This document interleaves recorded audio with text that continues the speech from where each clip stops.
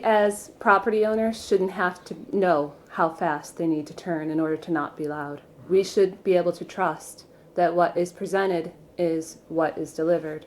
And that's really unfortunate that that's not been the case.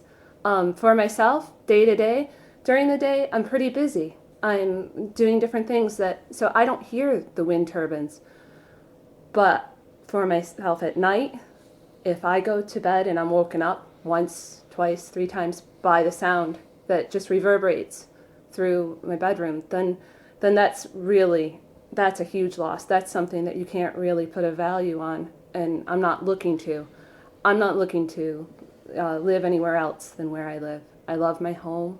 I want to be able to live there, and I want to be able to be at peace there. And it's not like a throughway. It's not like any other noise. And you can't say you know what it's like unless you live near one.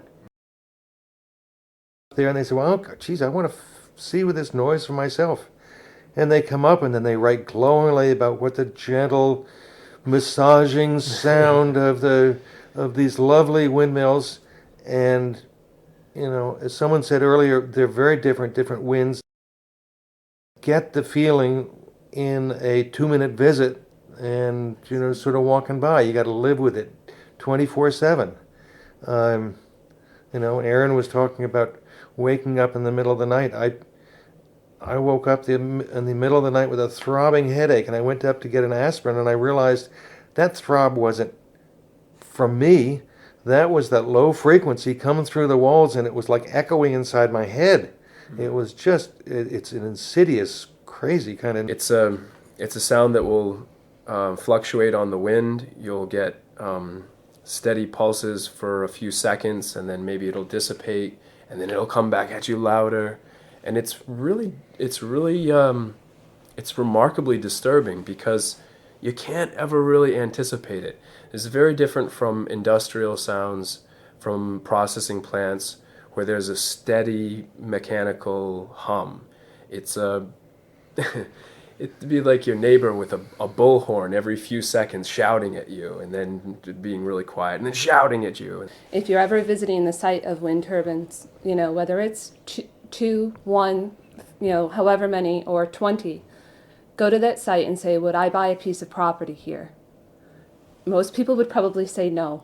Would they maybe stay at a motel near a wind turbine site? Probably, because it's not an issue in the short term. But would you invest? Would you live near them? I think that most people would answer in the negative, if given the opportunity. And they really did evaluate. Standards that were developed and which are being applied to wind turbines were developed basically for industrial sounds within urban settings. That's totally inappropriate, as is recognized by these other sets of regulations, whether they be federal, state, or municipal or town regulations, that are designed for thinking about how do you deal with this in a quiet, rural setting. How do you develop? How do you deal with these low frequencies? All these things aren't measured. And so again, it's not just the technology of the windmills themselves, it's also the technology of measurement and what I'd like to call sort of the legal and regulatory technology that addresses the very specific understanding of what the noise comes from and how it affects people. I'm really thankful for the days when the turbines are off. I love it. And I am thankful for the things that I took for granted before. I'm thankful for the quiet, the relative quiet in other parts of the island. And I just didn't realize that that was something that had always been there. It had always been a gift until it was gone. So I'm aware that it's not a neighborhood issue, it's a community issue. And we all voted on this, and we all were excited about it. And I've been encouraged, like David was mentioning, about neighbors who are saying, it's not right. That's been the biggest thing that's given me hope, is that people who can't hear them are still feeling like it affects me because it affects my community. I've had conversations with the 2 people that own the land that is leased for this project to occur. And one of the two of them told me in conversation, he said, I feel misled. He said, I feel as though all the that's what he said. He said, I feel misled, and I think we need to hold GE accountable, because the information that was presented to us came directly from GE. I do feel that the representation in the press so far has been unfortunate, because we are being very effectively used as a community model for why this is such a good idea.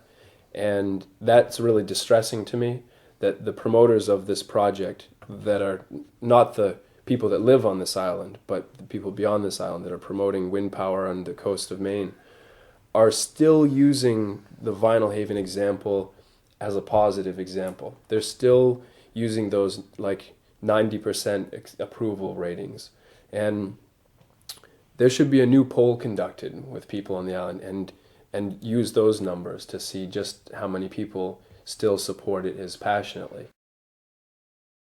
Promoting industrial wind projects within close proximity of existing human residences is irresponsible. And I feel very strongly about that. But let's not put it in someone's neighborhood, because certainly 1,000 feet next to the turbines, to say that you can have them 1,000 feet away from a home is ridiculous. And I think that the state regulators need to take a really good look at this, because it's irresponsible. I mean, there was a time when I think their perception was the problem was the people who were complaining. Yeah. I think we've gotten beyond that. I think we're moving towards people acknowledge the problem is the noise from the turbines. That's huge.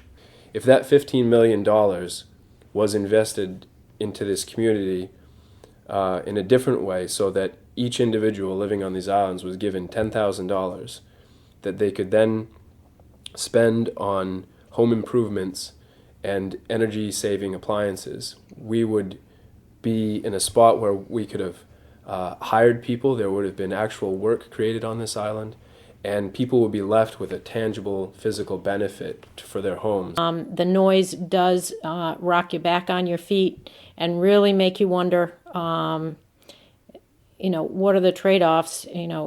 Is it worth it? Can I stay in my home? So anyways, we don't want to sell, and we just hope very much that we're going to be able to find some solutions to this.